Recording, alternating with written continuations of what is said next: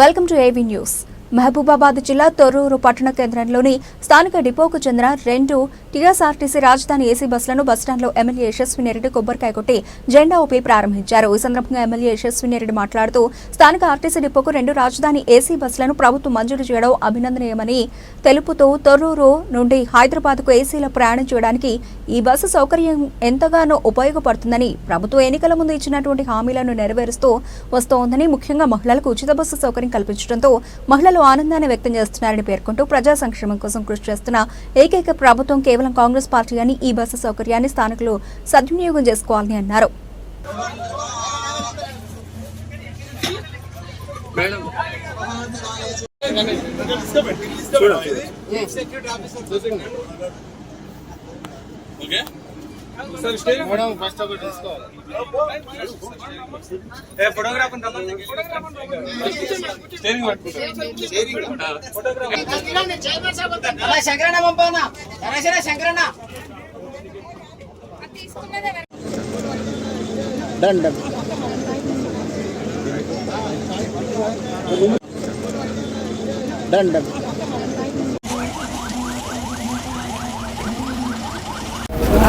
ఈరోజు తొర్రూరు డిపోలో 2 ఏసీ బస్సులు ఓపెన్ చేయడం జరిగింది. కాంగ్రెస్ ప్రభుత్వం వచ్చినప్పటి నుంచి మహిళలందరూ కూడా ఉచితంగా బస్సులలో ప్రయాణిస్తున్నారు. అట్లనే మహిళలకి ప్రాధాన్యత ఇస్తూ మహిళలకి ఈ సెల్ఫ్ హెల్ప్ గ్రూప్స్ అందరికీ కూడా ఇంట్రెస్ట్ ఫ్రీ లోన్స్ కూడా ఇవ్వడం జరుగుతుంది. దీంతో పాటు అనేకమైనవి అన్నీ కూడా మహిళలకు ఇస్తున్నారు. మహిళలని కోటీశ్వర్లను చేయాలి, లక్షాధికారులను చేయాలన్న ఆలోచనతోటి కాంగ్రెస్ ప్రభుత్వం ఉంది. అట్లనే ఇల్లు కూడా, ఇంద్రమ్మ ఇల్లు కూడా వచ్చినాయి. ఇప్పుడు నియోజకవర్గానికి 3500 ఇళ్ళ చెప్పున ఇవన్నీ కూడా అర్హులైన వాళ్ళకి, ఎవరే పార్టీ అన్నది కాకుండా అర్హులైన వాళ్ళకి ఇవ్వడం జరుగుతుంది. అంతేగాని గతంలో లాగా ఎవరే పార్టీ అని చూసి కాదు.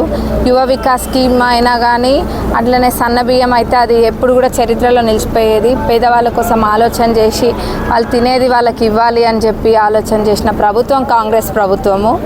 చెప్పిన దానికన్నా ఎక్కువనే చేస్తుంది కాంగ్రెస్ ప్రభుత్వం ఏదైనా కానీ. మన తొర్రూరు టౌన్లో కూడా మినీ ట్యాంక్ బండ్ పనులు 8-9 ఏళ్ళ నుంచి కూడా ఏం లేవు. అక్కడికి వెళ్ళి ఇప్పుడు చూడండి, ఒకసారి మీకే తెలుస్తుంది.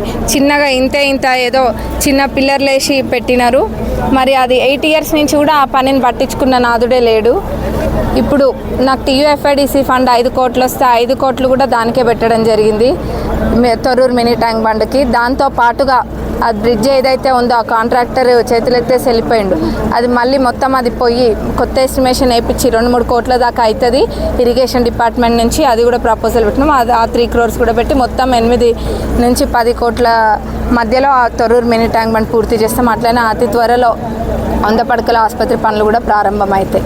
ఇంకా తొర్రూరు మండల్లో చేయాల్సినవి కొన్ని ఉన్నాయి, అవి కూడా తప్పనిసరిగా చేస్తాం. మేనిఫెస్టోలో ఉన్న ప్రతి ఒక్కటి కూడా పూర్తి చేస్తా అని మాటిస్తాం. Thank you madam.